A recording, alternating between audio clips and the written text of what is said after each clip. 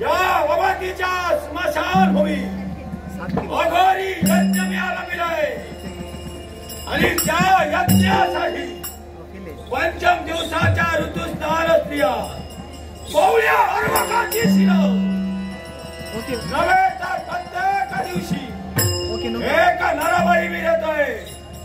एकदा का यज्ञबळी झाला तर या विश्वाचा राजा मी सत्ताया जन्म व्हायला होती.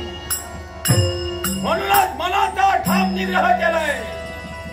माझ्या अघोरी विद्येच्या बरोबर हा यज्ञ मला परिपूर्ण करायचा आहे. जेव्हा एकदा यज्ञ परिपूर्ण होईल तेव्हा या विश्वाचा राजा मी होईल. याच्याकडे नेत्र लागले.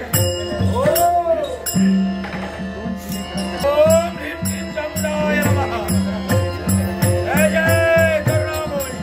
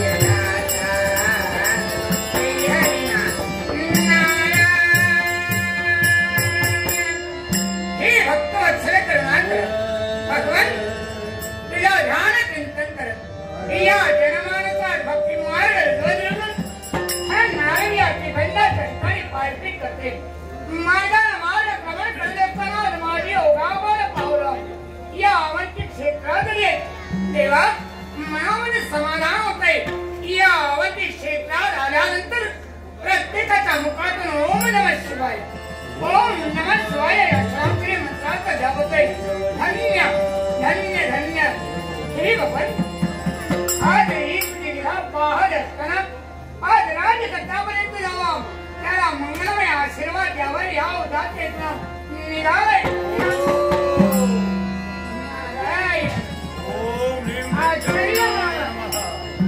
मार्गाने मार्ग क्रमण करत असताना या अवंतीचा स्मशान हा थंड वैरव थांबण धरणारा होत असले ज्यानं कैलासच्या देवाला प्रसन्न करून घेतलं त्याची ध्यान धारणा करून त्याला आत्मसात केले आणि त्याच्याकडून अघोरी विद्या संपादन करूनही घेतले देवा याच्यावर तुला वरदा असताना हा पुनश्च ध्यान घालणे आणि हा काय प्रकारे हे हवान कोणत्या सकाळी हा प्रज्वलित केले आणि यामध्ये रक्ताची अवनी नारायण हा तर अनंतीच्या प्रकारे या हवन कुंडामध्ये मानवी देहाचे अंश दिसतंय नाही हा काहीतरी विचित्र प्रकारे आणि या बाजूलाही गाडलेले मुडदे नारायण नक्कीच हा काहीतरी आघाडी करतोय जाणून घेऊया याला हा मिळूया अरे चंड भैरवा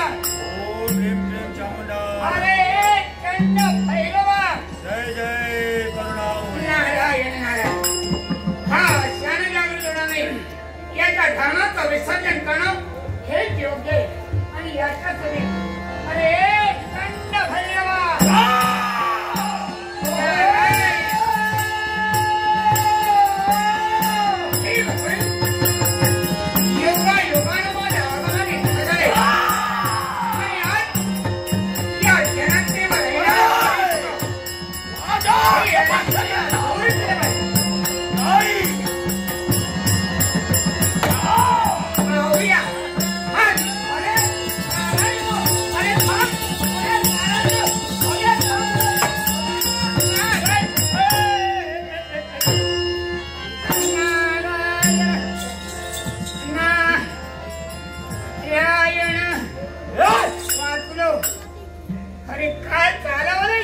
तरी बरं म्हणून बरं अरे मी तेच म्हणतोय बरं म्हणून बरं नाही तर माझं काही नव्हतं खरं अरे पण तू इथं काय करतोय अरे या विश्वाच्या ठिकाणी भक्ती माझं हृदय माझं कर्तव्य आणि त्या हृदयात ऐकणं या अवंती क्षेत्रातून मी निघाले मला सांग नेमकं तू काय करतोय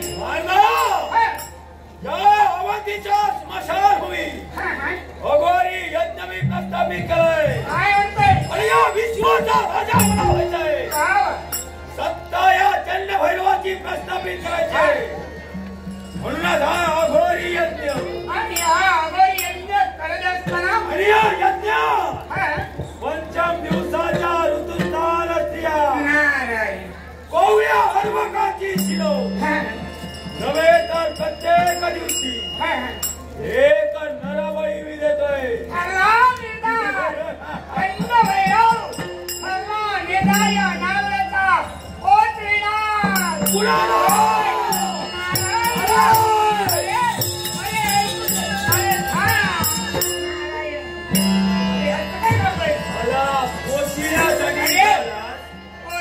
म्हणजे काय असा पोचविणार नाहीये पोचविणार म्हणजे कीर्तीच्या उच्च शिखरावर मला तुला पोचवायचे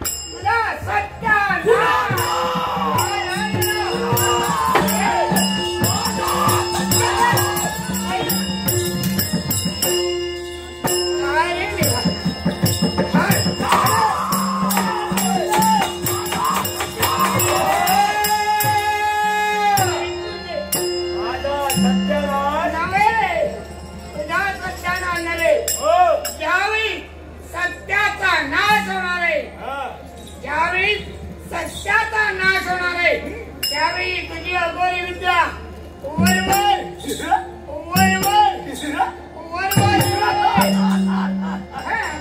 म्हणून असं म्हणाला अगदी खरे नादा एकदा यज्ञ परिपूर्ण होऊ दे ज्या विश्वाचा राजा मी ज्याच्यासाठी निघालोय ज्या अवधीत ज्या स्त्रिया बोलाव्या ती गोवी गर्भ कावी आहे त्यांचा पार करण्यासाठी निघालोय यज्ञ परिपूर्ण होणार ज्या विश्वाचा राजा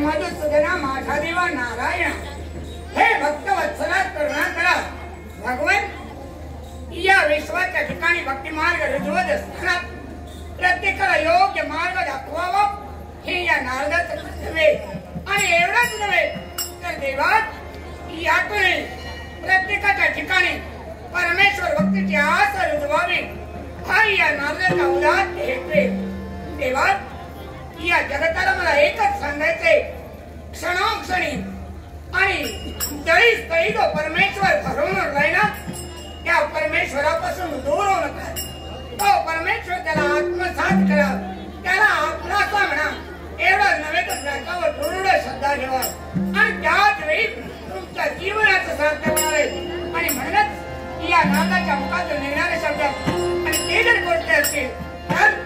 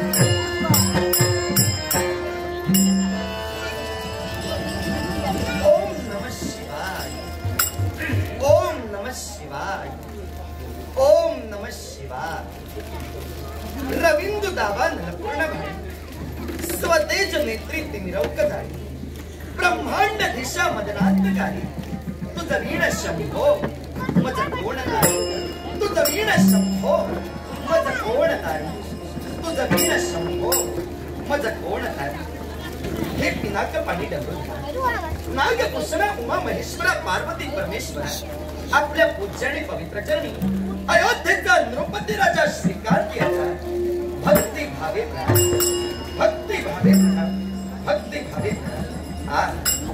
पोषक कालानं आदित्य मंडळाला जन्म दिला. पूर्व क्षितिज अगदी गुलाल उधळल्याप्रमाणे रंगानं रंगीत झाला. पक्षी राजाच्या मधुर गुंजनाचे स्वर आमच्या कानी पडले. निद्राधीन असणारांचा मानवी देह आम्ही आमच्या स्वाधीन करून घेतला. ज्या इष्ट देवतेची एक निष्ठेने उपासना राजा श्रीकांत केली अशा शिव मंदिरात आम्ही आमची पावलं वळली. पार्वती परमेश्वराचा शुभमंगल आशीर्वाद प्राप्त करून घेतला आणि तदनंतर या राज दरबाराच्या दिशेने आम्ही प्रवेश करते. जनतारूपी जनार्दनाच्या मुखातून निघणारी राजा श्रीकांत बद्दलची जय जयकांती वागेश्वरी ऐकली. माझं मानवी जीवन कृतकृतार्थ झाल्याचा भास अंतर्यामी निर्माण झाला. भगवान मी परिपूर्णरित्या जाणतोय तुझी या सत्तेने वेदांची बोलणे सूर्यासी चालणे तुझी आवळे. मेघाने वर्षावे पर्वते बैसावे वायूने विचरावे सत्ते तुझे. तुझ्या इच्छेशिवाय या विश्वात वृक्षाचं पर्णही आणू शकत नाही अथवा धुळीचा कणही होऊ शकत नाही. देवा तुझ्या नामस्मरणायोगे त्या दगडाची नाव सुद्धा पाण्यावरून तरंगून गेली. रंगरंग अग्नीच्या पठारावर शेत पिकू लागली. ते तुझं दैवी प्राबल्य ते तुझे दैवी गुणगान मी एक सर्वसामान्य पामर काय बनवणार. तरी सुद्धा बालपणापासून या निर्मळ मनाला शिवभक्तीची गोडी लागावी आणि राजा श्रीकांत मनाचा निर्धार करावा. मी अयोध्येचा राजा जरी असलो तरी इष्ट देवतेची उपासना केल्याशिवाय अयोध्येच्या सुवर्णमय राजसिंहासनी मी कधीही अधिष्ठित झालो नाही. आणि म्हणूनच हे पार्वती परमेश्वरा दे तुझ्या आशीर्वादाचा वेद कवच सदोदित माझ्या पृष्ठभागी असावं एवढीच तुझ्या पवित्र पदकमली राजा श्रीकांतची सविनय प्रार्थना सविनय प्रार्थना सविनय प्रार्थना. ओम नमः शिवाय ओम नमः शिवाय ओम नमः शिवाय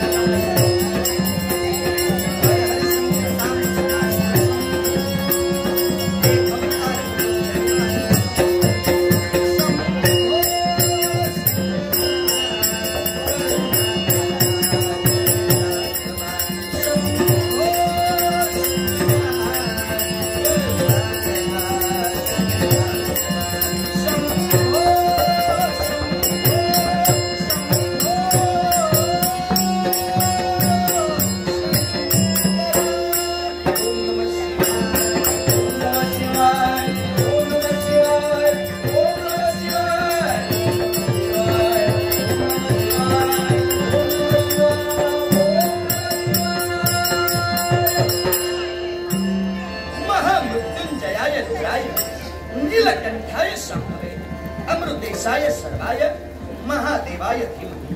हे पार्वती परमेश्वरा, अदृश्य स्वरूपानं का होईना तुझ्या आशीर्वादाचा अभेद्य कवच माझ्या अवतीभोवती असल्याचा भावास झाला। खऱ्या अर्थानं अंतर्मनाने राजा श्रीकांत सुखावला म्हणायला हरकत नाही, पण आजच्या दिनी मनाचा केलेला दृढ निर्धार उचित क्षत्रिय असे चिंतया शास्त्र बोलते। कमरेला विंठा घालून बसणारी रणरागिणी या तारिणीला रक्त स्नान घालावं, मृगया साध्य करणारा क्षत्रिय धर्म जोपासण्यासाठी घोर क्रांतिकारी प्रवेश करत हवा। म्हणूनच ठरला निर्धार आजचा राज दरबार इथंच स्थगित करावा आणि मान मानकऱ्यांच्या अनुमतीनं घोरशा अरण्यात प्रवेश करत हवं, मृगया साध्य करावी आणि तदनंतर राज दरबाराच्या दिशेने यावं। मानकऱ्यांच्या अनुमतीनं घोरशा अरण्यात प्रवेश करत हवं, मृगया साध्य करावी आणि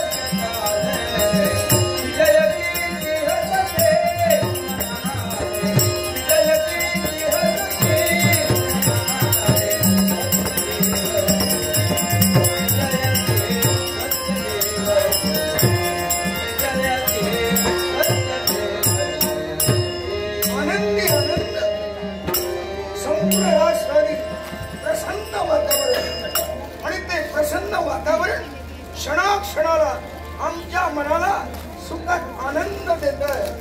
सुखाचा मय भाग दादी म्हणाला, सुखाचा मय भाग, सुखाचा मय भाग, सुखाचा मय भाग दादी म्हणाला।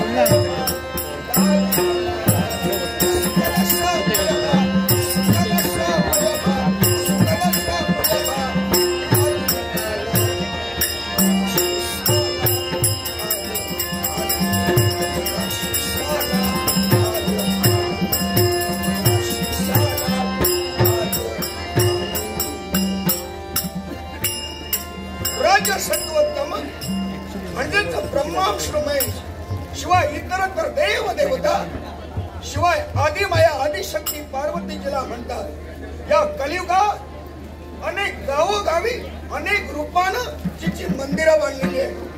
तीच कुल स्वामिनी आई भवानी तिच्या कृपे करूनच या माशा अवंतीपुरात खरोखरी दुधाचे सागर अन्नाचे डोंगर खडा खडा धनरूपाने लक्ष्मी ओरते। पण कुणालाही आपल्या श्रीमंतीचा गर्व नाही। प्रत्येकानं माणुसकी सांभाळलेली आहे। सुखदुःख समय सर्वजण एकमेकाला सहाय्य करतायत। म्हणूनच सुजलाम सुफलाम सर्व सुखाचा आगर हे माझं अवंती नगर म्हणलं तर ते वावगं ठरणार नाही। आणि अशा सुखी राजस्थानीचा राजा म्हणून वावरत असणारा माझ्या कर्तव्याची क्षणाक्षणाला मला जाणवते. झाले भाऊ, होतीलही भाऊ आणि आहेतही भाऊ, पण एकासारखा दुसरं नाही. असे अनेक कीर्तिवंत राजे आमच्यापेक्षा. त्यांचा आदर्श नजरेसमोर ठेवून राखावे बहुतांचंतरे, भाग्य तज्ञतरे. याप्रमाणे जनतारूपी जनार्दनाची सेवा करीत असताना आम्हाला जाण झाली प्रपंच साधने परमार्थ ज्यानं जोडीला दोन फलाने भला. या उक्तीप्रमाणे आम्ही आमचा प्रपंच उभा केला. म्हणजेच आम्ही लग्न केलं. लग्न केल्यानंतर भगवान तुझ्या कृपे करूनच पहिलं कन्या रत्न आम्हाला प्राप्त झालं. यावेळी आम्हाला एवढा आनंद झाला, मनोमन आनंद, मन आमचं प्रफुल्लित झालं. म्हणूनच पहिल्या आमच्या कन्येचं नाव आम्ही प्रफुल्ल असं ठेवलं. प्रफुल्ल स्त्री जातीचे म्हणे लवकर वाढ होते. त्यातबत माशिमाळ प्रफुल्ल चंद्राच्या कलेनं कधी लहानाची मोठी झाली हे आमचं आम्हालाच कळलं नाही. खरे नाव घेण्याची फुरसत मला वाटते लबाड. माशिमाळ आली प्रणय चंद्रिका कधी, आली प्रणय चंद्रिका कधी, सुंदरी पूर्णाली क्षण सुंदरी मदनाची, सुंदरी मदनाची.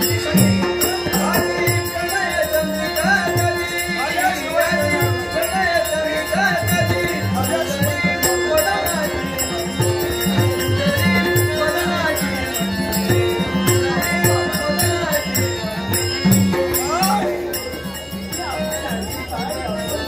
भरभरून आशीर्वाद. या एकांतात रासाठी प्रसन्न वातावरण जेणेकरूनच आम्ही हा आनंद आमच्यातच व्यक्त करीत असताना आमची नजर पडली आणि आमची मनोमन खात्री झाली की आमची एकुलते बाळ प्रफुल्ल आमच्या दिशेने येते आणि जेणेकरूनच आनंद झाला. पण दुसऱ्या बाजूला बाळ थोडीशी शंका. बाळ तुझ्या पायी हे बाप पण संतुष्ट आहे म्हटलं. त्याला कारण आहे जगातील अनेक बापाने अनुभव घेतला, तोच अनुभव मी घेतलेला आहे. अगं मला पुत्र नाही याचं दुःख नाही. आणि अनुभव तो कोणता? जी कन्या असते ना त्या कन्येचं म्हणे जन्म देते आईवर जास्त प्रेम नसतं. जगात प्रत्येक कन्येचं आपल्या बापावर जास्त माया जास्त प्रेम असतं. याचा अनुभव जगातील अनेक बापांनी जसा घेतला तोच अनुभव आम्ही घेतला. म्हणूनच पुत्र नाही याचं आम्हाला दुःख नाही. आणि त्याच माझ्या कन्येचं फल आणि फलच व्हावं ही केवळ माझी इच्छा.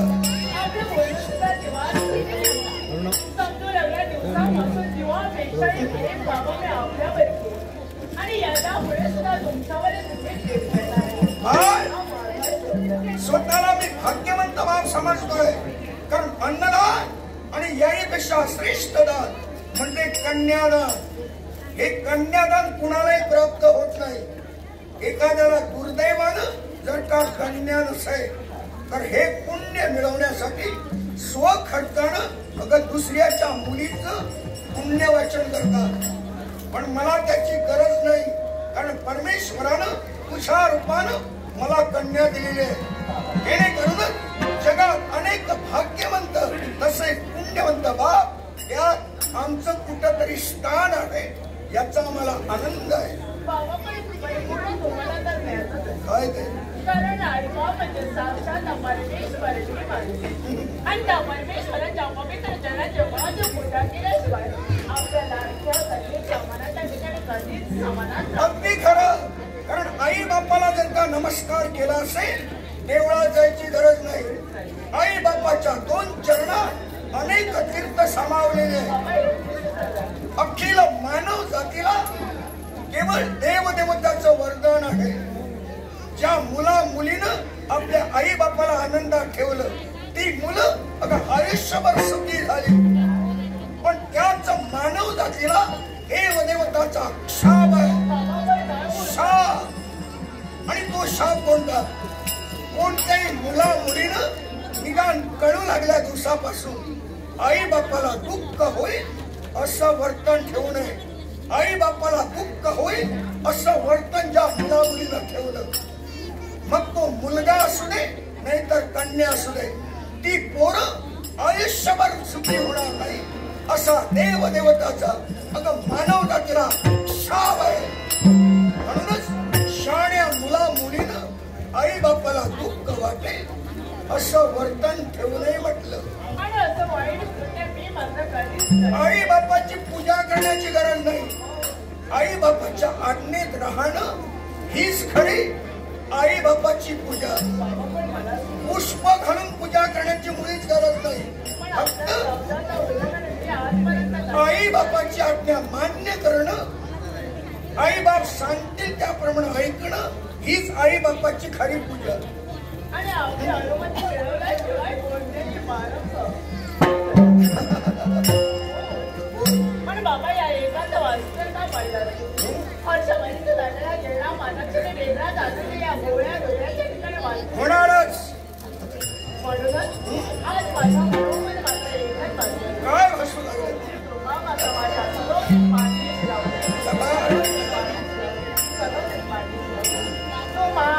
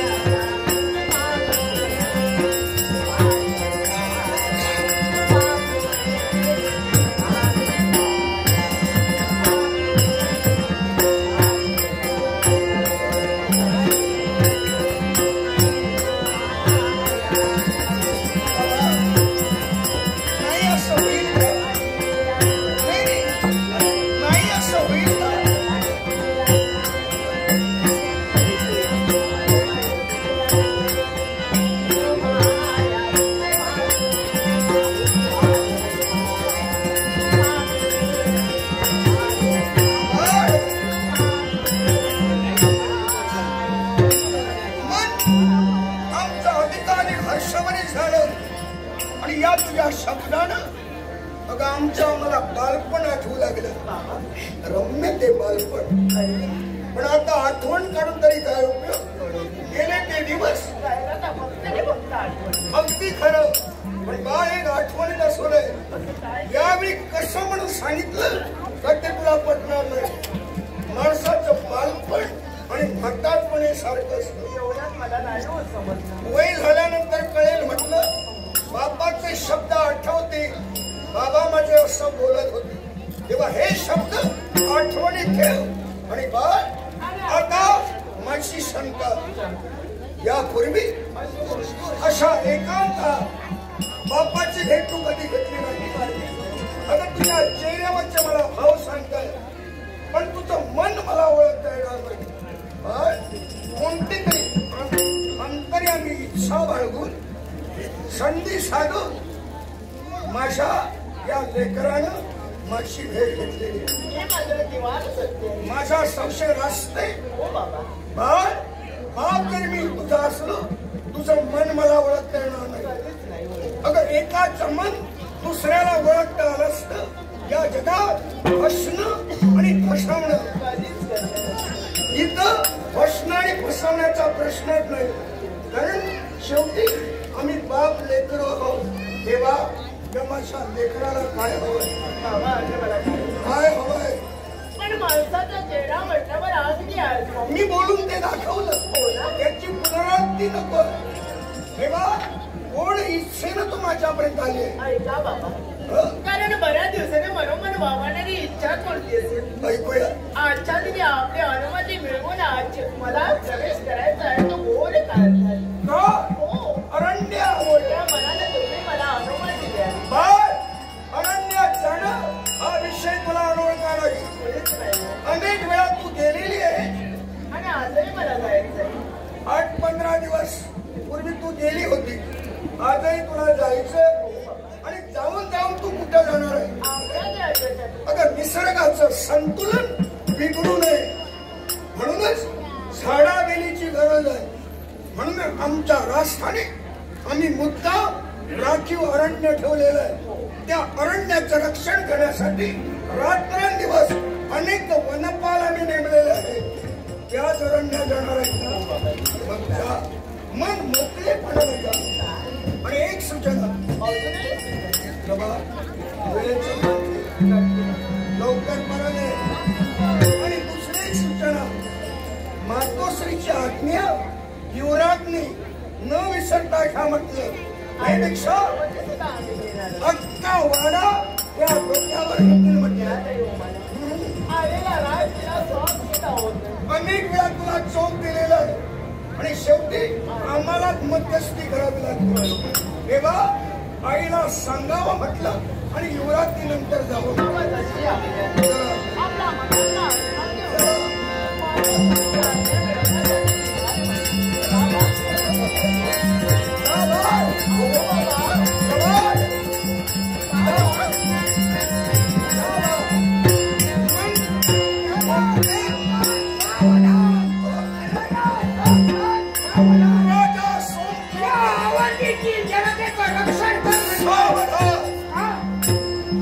आश्चर्यचकित बनलो. मन संभ्रमित झालं. पण क्षणातच तो संशय दूर झाला. नारद मुनी राजा संका नतमस्तक होता. काही क्षणापूर्वी माझी कन्या त्याला मी आज्ञा दिलेली आहे. अजून ती पहा नजरेच्या आड झालेली राजी. एवढ्यात आकस्मिक तुमचं येणं आणि आल्या आल्या राजा संकांत सावध न झाला. आमच्या जीवनात कोणतं तरी संकट आणि त्या संकटाची आम्हाला जाण नाही. कारण माणसाला भविष्य काळ ज्ञात नसतो. तेव्हा सांगा, असं जर का काही संकट निर्माण झालं असेल तर कळवा कळवा म्हटलं. जीवनात अनेक संकटाचा आम्ही सामना केलेला आणि जनतेचं रक्षण तसं स्वतःचे रक्षण केलेलं आहे. आणि असं संकट रूपानं जर का कुणी काळ निर्माण झाला असेल तर नारद मुनी फक्त त्याचा मला सांगा. मग तो काळाचा महाकाळ असू दे. नाव हित्याचे कळते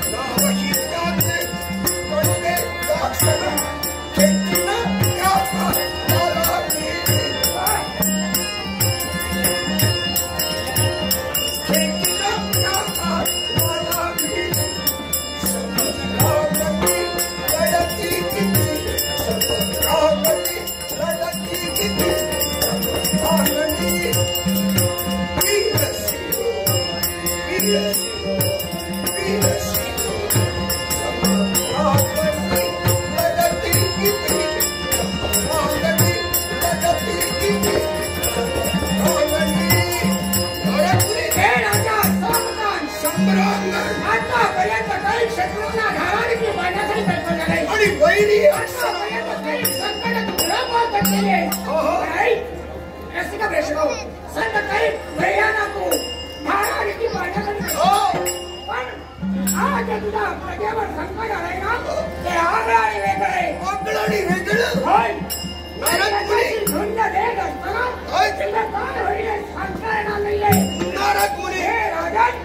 या अवंती क्षेत्राच्या स्मशानभूमी दक्षिण दिशेला असणारी स्मशानभूमी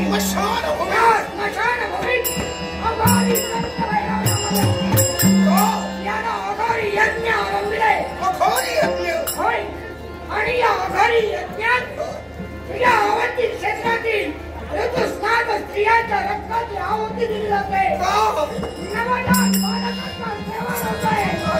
आणि एवढाच नव्हे, राजा प्रतिनिधी एक नराबळी या अवंतीतून नेला जातोय.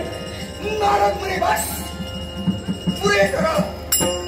तुला भाषवाचन ऐकवत नाही. क्षणभर मी फार कोसळलो. याला कारण एकच, असं म्हणतो आम्ही जिवंत असताना आमच्या रास्त्याने जर का असं घडू लागलं खरं तर आमच्या जगण्याला काही अर्थच नाही. अगदी खरे. नारद म्हणे एक शंका, काय की केवळ वैरी संकट आणि सम्रांगण ही अक्षरा मला अनोळखी नाही. जीवनाचे सत्य जोपासलं ते वेळोवेळी कामी आलं आणि सत्यमेव जयते. सत्याचा विजय म्हणजे विजयाची विजयश्री आम्ही आमच्या बाजूने खेचून आणली. प्रत्येक वैर्याचा निपात केला. आणि असेही असताना नारद मुनी तुम्ही म्हणता की राजा हा जो वैरी तुझ्या जीवनात निर्माण झालेला आहे तो वेगळा आहे. अगदी खरे. असेल कदाचित कारण मला शंका. प्रत्येक दिवशी घराघरात प्रत्येक गावागावात जे काय घडतं ते आम्हाला दरबारी कळतं. मग एवढी अनेक वर्ष आमच्या राजस्थानी हे कृत्य तो चंड भैरव घडवतोय. मग कशी कुणाला कशी बुद्धी झाली आमच्यापर्यंत येऊन सांगण्याची.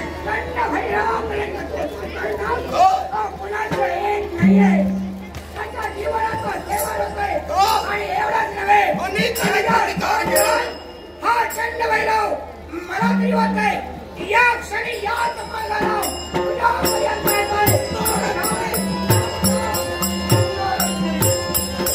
क्षणात निघून गेला. मी तुमच्या अनंत ऋणी आहे. वारे वा चंड भैरव माणूस म्हणून जन्माला येऊन माणूस तिला विसरून सैतान बनलेला आहे आणि केवळ अनेकाचा बळी घेतोय. आणि स्वार्था तुझं नाव मारून या तऱ्हेनं तो वागतोय. पण हे चंड भैरव राजा सोमकांत तुझी भेट घेऊन तुला पटवून देणार आहे. स्वार्था तुझं नाव माणूस नाही. अरे स्वार्था तूच पापी, स्वार्था तूच पापी, स्वार्था तूच पापी. ज्यानं स्वार्थ आत्मसात केला तो रसात गेला. चंड भैरव अरे हे कलियुग आहे. या कलियुगात माणसाला दुसरा जन्म नाही. इथंच करावं, इथंच बघावं. या उक्तीप्रमाणे अरे तुझ्या कुकर्माचा बर्म तुझ्या माती फोडण्यासाठी आणि माझ्या भोळ्या फाबड्या जनतेला भयमुक्त करण्यासाठी राजा सोमकांत तुझ्या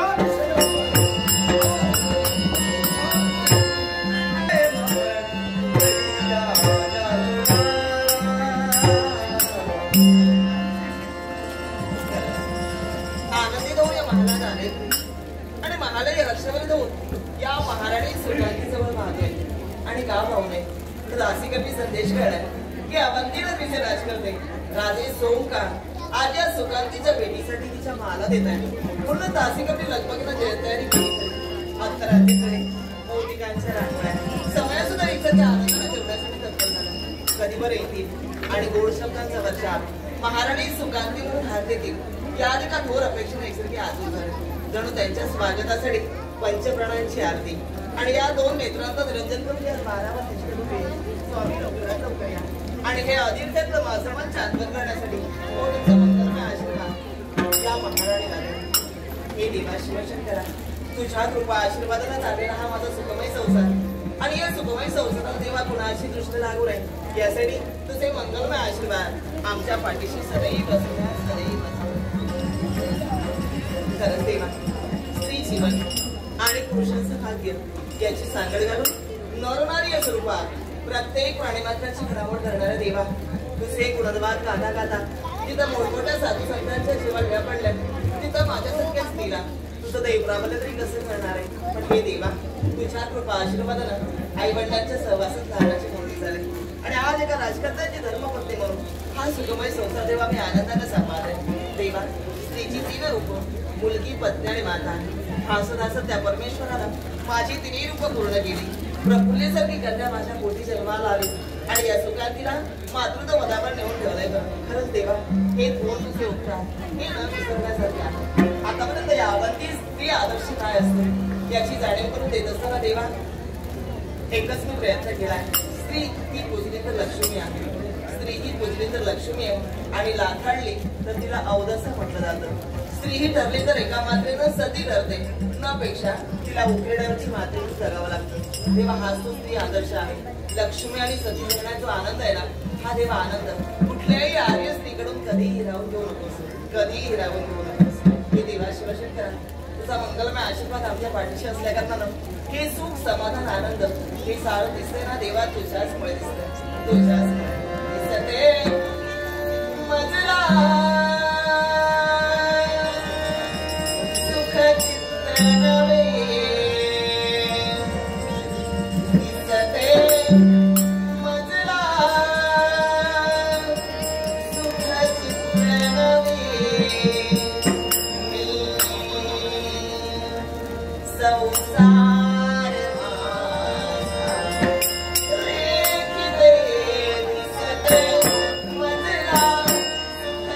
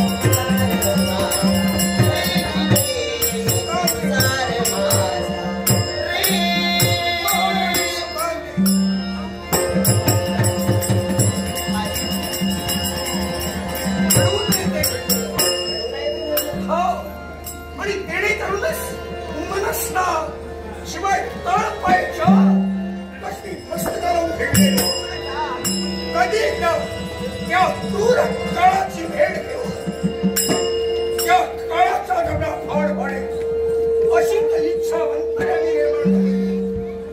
जातिवंत नागरिकच्या मस्तकात पेटलेला सोडा त्यांचं 12 वर्षापर्यंत क्षमा होऊन नसलं. तद्वत त्या चंडभैरवाच्या बाबतीत राजा सोमकांताच्या मस्तकात पेटलेला सोडा कधी शांत होईल. ज्यावेळी त्याचा शेवट करील त्याच वेळी. म्हणूनच महाराणी त्या आम्हाला आनंदाचा गोड निरोप द्या. आहे आनंदाचा गोड निरोप तुम्हाला. आपल्या राष्ट्रावर आलेले अनिष्ट दूर होण्यासाठी पातिव्रत्याचे काही पुण्याई आहे तुमच्या पाठीशी. चला चला आणि त्या चंड भैरवाचा नाद घ्या. या तुमच्या शब्दानं आम्हाला दुप्पट अवसान आलं. भाऊ कसे पुन्हा पाहू लागले. पण नारद मुनीनं ते सूचित केलं. त्या नारद मुनीच्या शब्दाची जाण राखून एक सूचना करतोय. कारण नारद मुनी बोलले, राजा अरे आजपर्यंत जीवनात तू वैरी मिळवले ते वेगळे आणि हा निराळा आहे. तेव्हा राजा सावधान आणि आपल्या इच्छित पूर्ण करण्यासाठी या अखिल भरतभूमीवर जे जे राजे आहेत त्यांना संपवून या भरतभूमीवर म्हणे त्याला सत्ता प्रस्थापित करायची आहे. म्हणूनच तो अघोरी यज्ञ करतोय. अघोरी यज्ञ आपल्या राष्ट्रावर आलेला सत्य अगदी. आणि तो अघोरी यज्ञ पूर्ण करण्यासाठी कोण नीच कृत्य करतोय माहिती आहे का? अनेक रजस्वला कुमारिका, रजस्वला कुमारिका, अनेक रजस्वला स्त्रिया, अनेक बाळ बाळंती यांचं अपहरण करून मशालात नेऊन त्यांना ठार मारून त्यांच्या रक्ताची आहुती. आणि आज अनेक वर्षे चाललेलं आहे. अर्थात हे आम्हाला कळलं नाही म्हणून मी माझं दुर्भाग्य समजतोय. पण फार उशिरा का असेना मला कळलेलं. रसिक प्रेक्षकजन या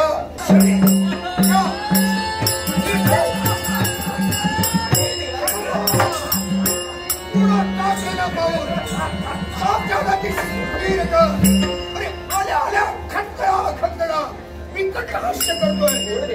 आणि हा तुझा भयानक वेश पाहता क्षणी तेव्हा दाट संशय आणि तोच संशय दूर करण्यासाठी राजा सोमकांत तुला विचारतोय, कोण तू खाल्लं?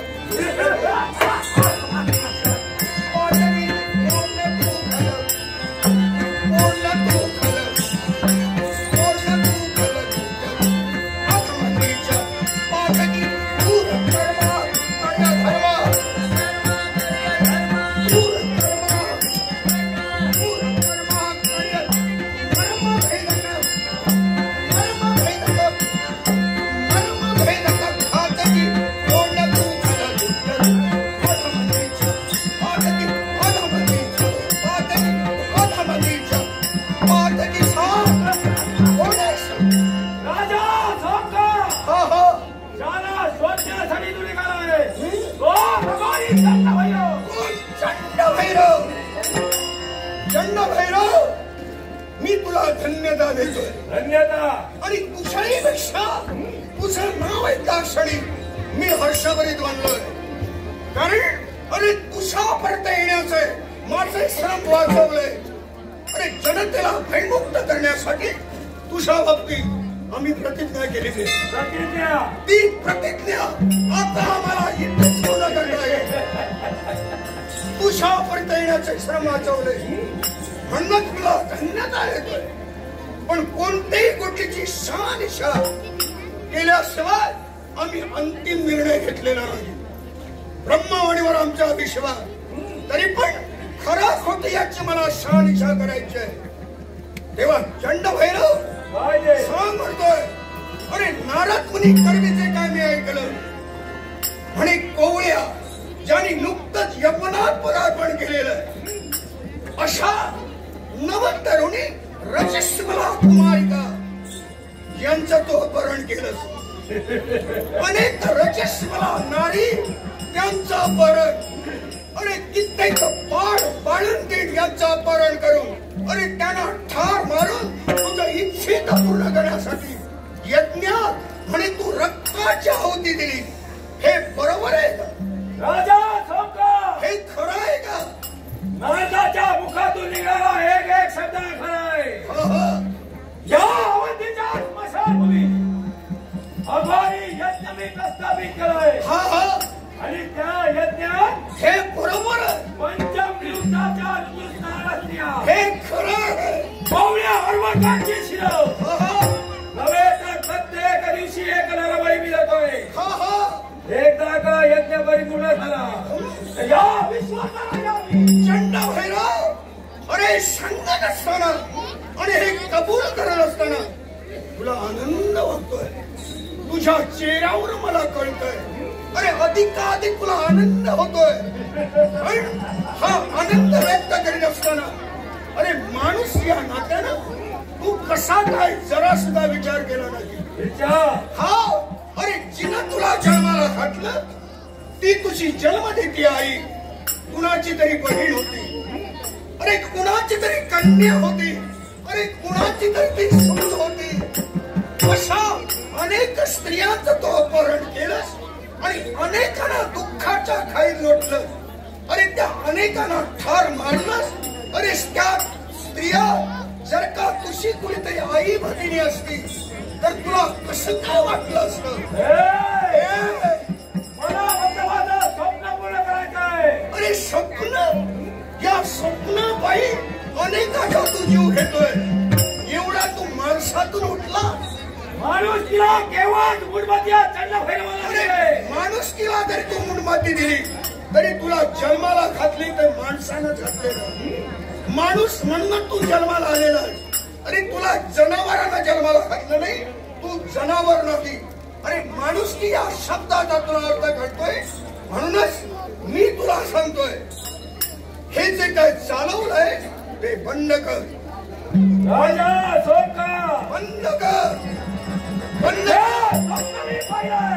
राजा सोमकांत तुला स्वप्न पूर्ण करण्यासाठी संधी देतोय. वाटेत त्या घराला जाण्याची दाखव. बंद कर. चंड भैरवाला जागे. बस. अरे काही वेळातच मी तुझी परत केली आणि माझी आता मनोमन खात्री झाली. तुझ्यातील परिपूर्ण माणूस वेलेला आहे. अरे तुझ्या नसा नसा सैतान वापरतोय. तू सैतान ऐकायला तयार नाही.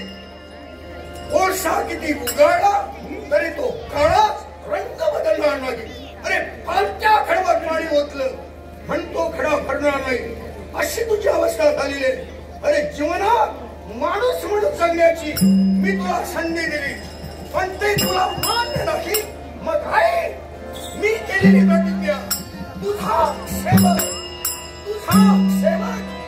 आधी मरण घडी हे चंड भैरव या जन्मी असा तू वागतोय यावरून मी ओळखलं. पूर्वजन्मी याहीपेक्षा तू भयंकर पाप केलं होतं. म्हणून या जन्मी माणूस म्हणून जन्माला येऊन सुद्धा माणूस तिला काळा फासणार. अरे तू कृत्य करतोयस आणि अनेकाचा जीवनाचा सेवन करतोय. मत खचित तुझं रे.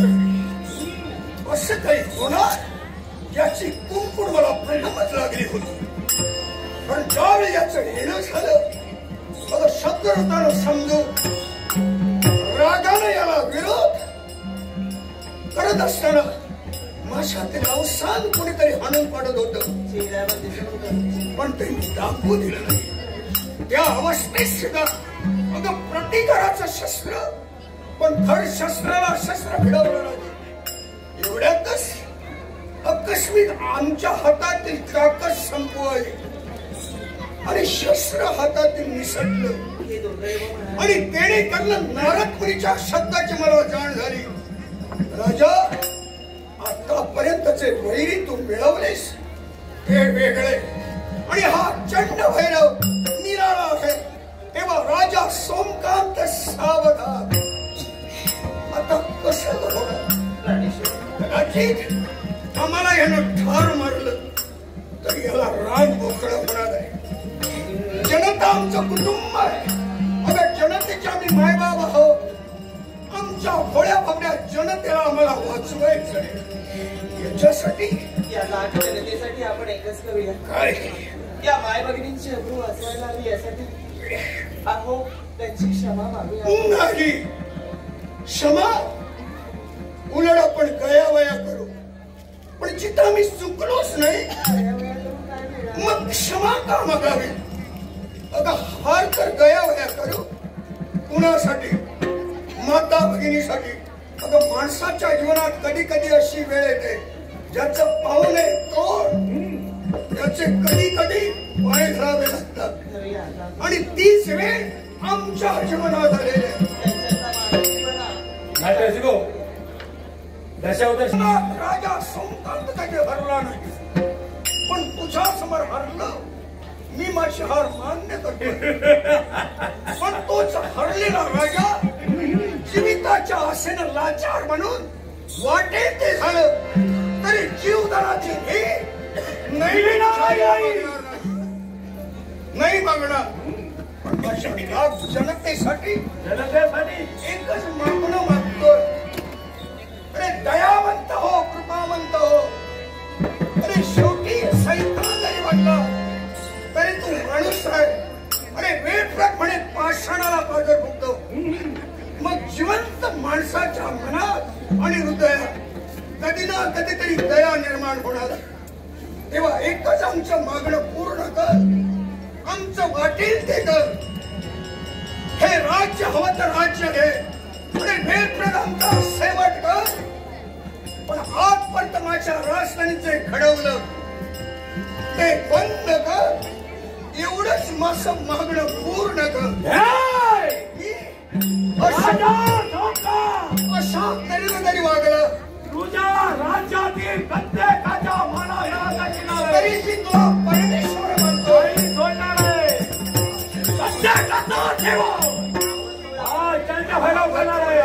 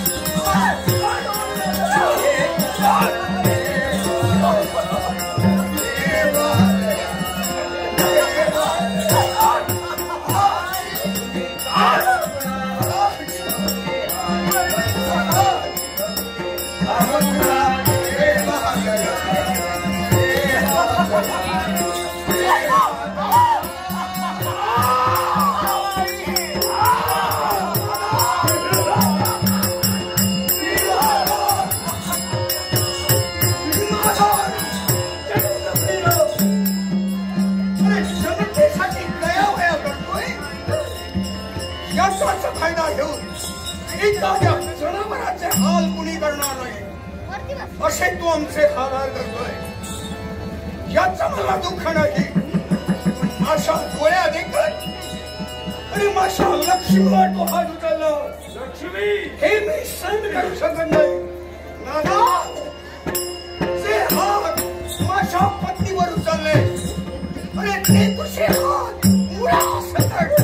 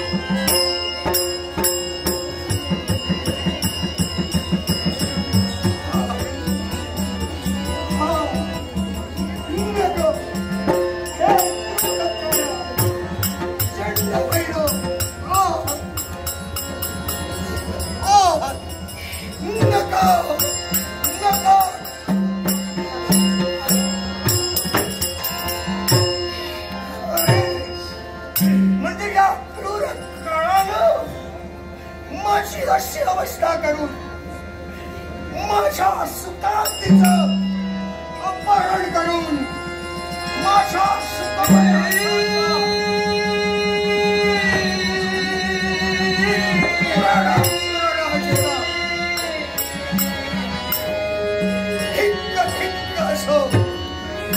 माझ्या नवरेपणाला आज मी माझ्या पत्नीचं रक्षण करू शकत नाही. माझ्या राजेपणाला आज मी माझ्या जनतेचं रक्षण करू शकत नाही. मग काय उपयोग माझ्या राजेपणाचा? पण हे परमेश्वरा, अरे क्रूर नियतीनं याच्या आपण माझ्या जीवनात येऊन माझ्या सुखमय आशांचा घाडे सुराळा करावा. आज माझ्या पत्नीचं अपहरण, माझ्या राजसंख्येत अनेक कुमारकीचं अपहरण, अनेक स्त्रियांचं अपहरण, कसं मशिबाळ प्रफुल्ल हिचं अपहरण करा करणार नाही ना? नाही नाही. सुखमय आशा मी गेले नाशा.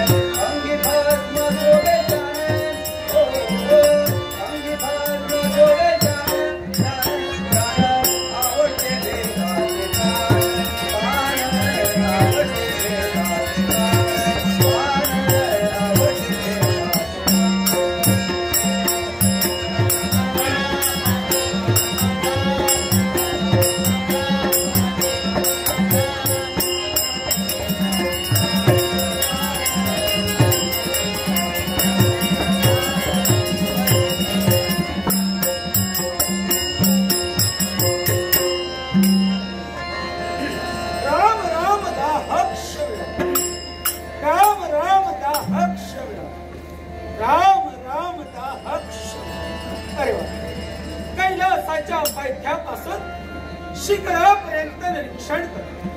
सारे शिवभक्त शिव नामात कदात ओम नमः शिवाय. हे माझ्या शिवभक्तांनो, ओम नमः शिवाय माझा शिवाय. शिवमंगल शिवाय, शिवमंगल शिवाय. कोण बाळ नंदी लवणात तू हिमान डोलून पावलास आहे. तुलाही माझा शिवमंगल शिवाय, शिवमंगल शिवाय. ज्यावेळी असुरा जलधर या जलधराने अहमपणा केला, त्यावेळी दासाकरवी संदेश पाठविला. हे शिवशंभू महादेवा, मी या त्रैलोक्याचा सम्राट आहे. तेव्हा देवा तुझी भार्य मला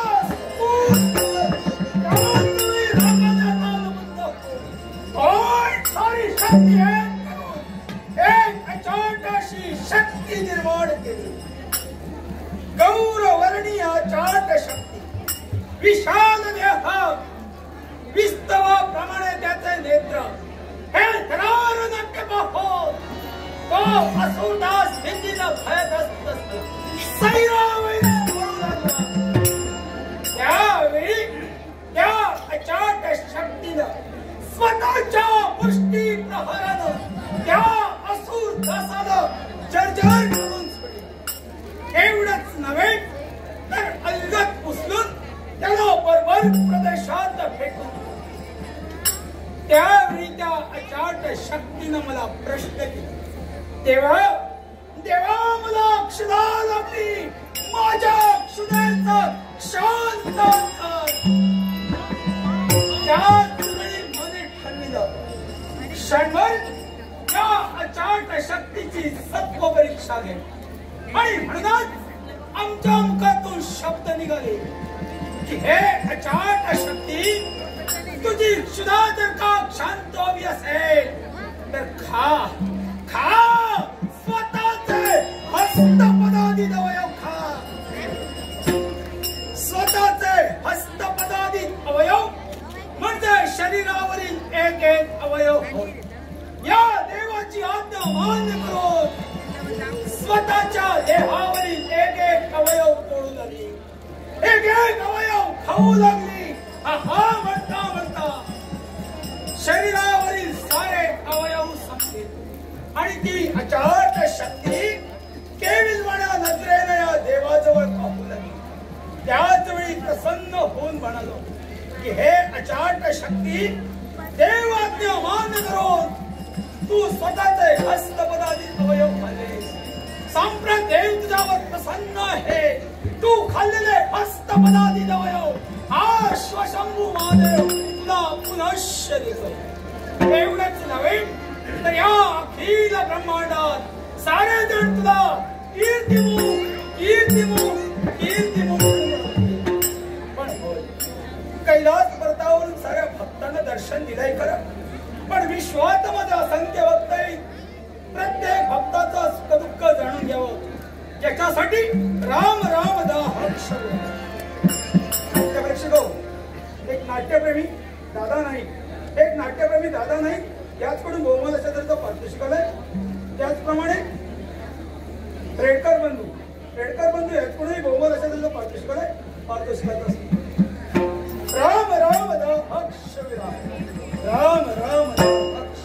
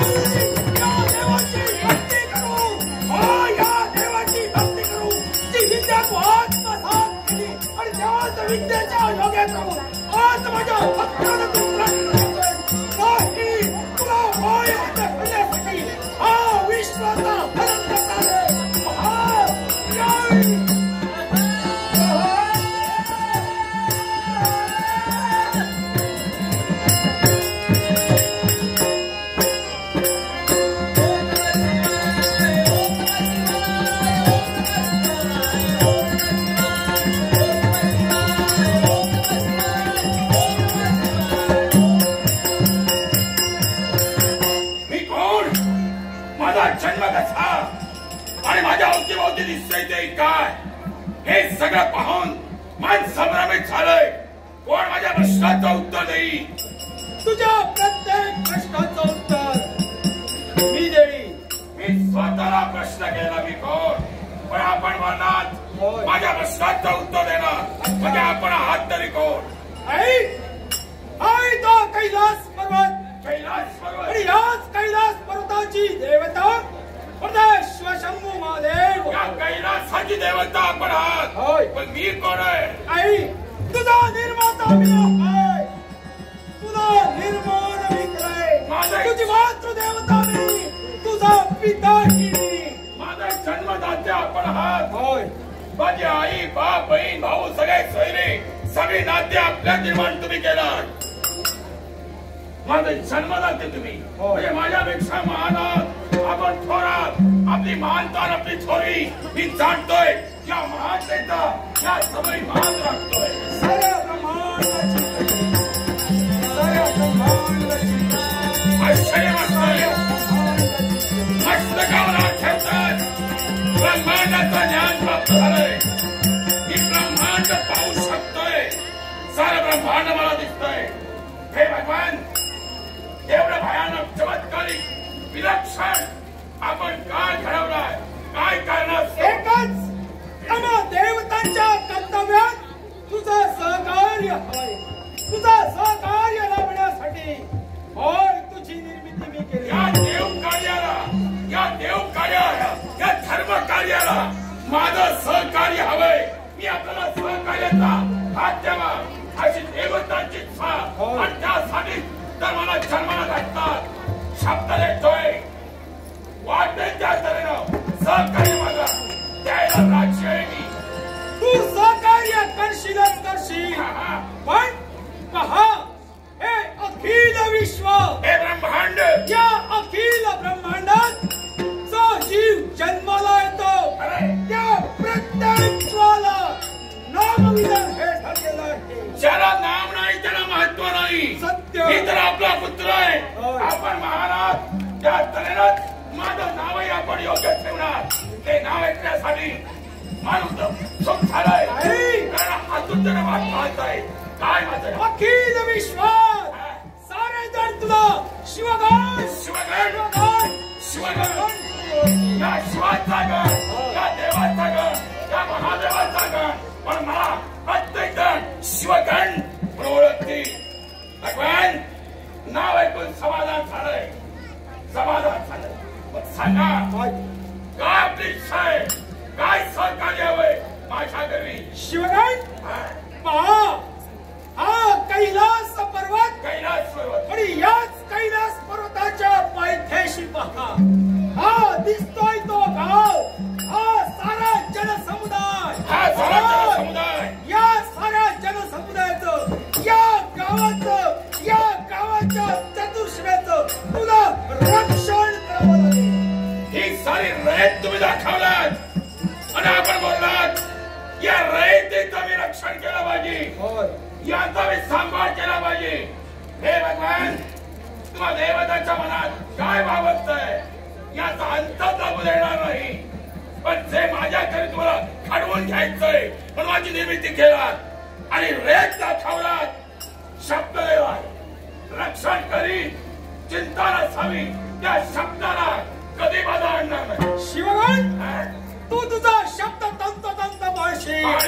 पण यावेळी तू चतुर्शिवेचं रक्षण करत असताना गावाच्या चतुर्शिवेचं रक्षण करणार ते केव्हा? ज्यावेळी हा सारा जनसमुदाय हा सारा गाव ज्यावेळी निद्रावस्थेत असेल त्यावेळी तुझं कर्तव्य सारा गाव शांत झोपलं.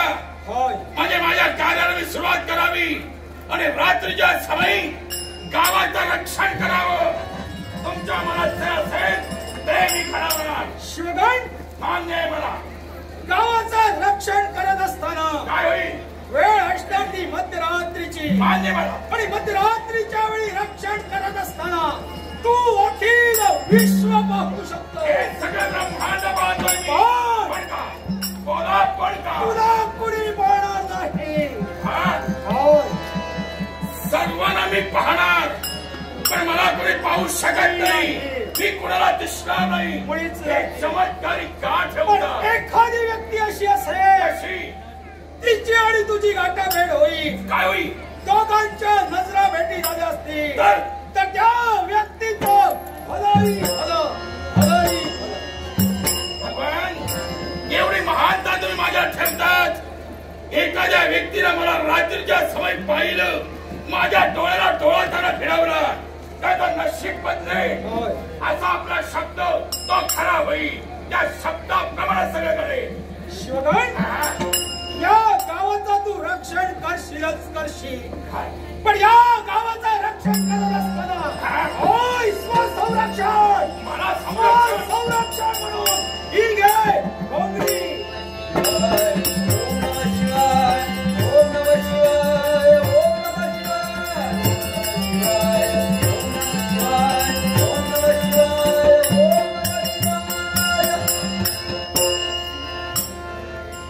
गावाचं रक्षण मी केलं पाहिजे, आणि ते रात्रीच्या समयी.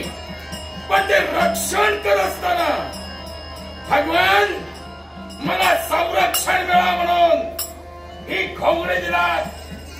या घोंगडीत अनेक गोष्टी साधले, जाणतो ओळखले मी. अभिमान आणि आधार आणि प्रेम या गोड घोंगडीचा वाटतोय मला. आपण संरक्षणासाठी दिलेली घोंगडी थोर मानून तिचा स्वीकार करतोय. घोंगडी त्यांनी घेतली. शिवगण, दिलेली घोंगडी तू कंदी घेतलीस, घोंगडी स्वसंरक्षणासाठी. पण या गावाच्या चतुर्शिवेचं रक्षण करत असताना वेळ असणार ती मध्यरात्रीची, आणि त्या मध्यरात्रीच्या प्रहरी एखादी वाईट शक्ती, पण त्या वाईट शक्तीला परास्त करण्यासाठी होय, आगे विजयी दंडक.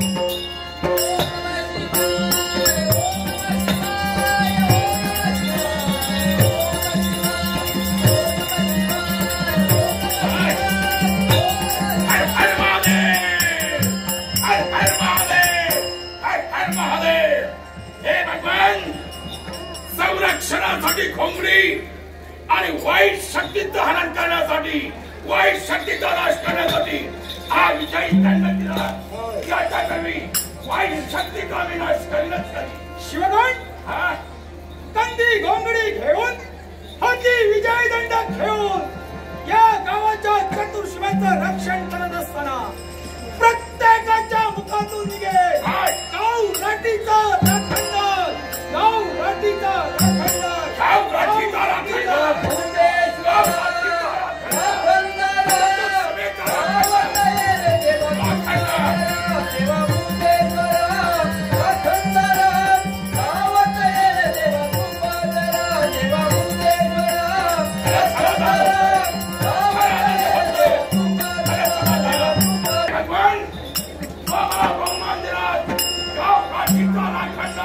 ही अक्षर जगविख्यात करी, ती अक्षर मान ठेवी, आणि आजच माझ्या काटून बाहेर पडतोय.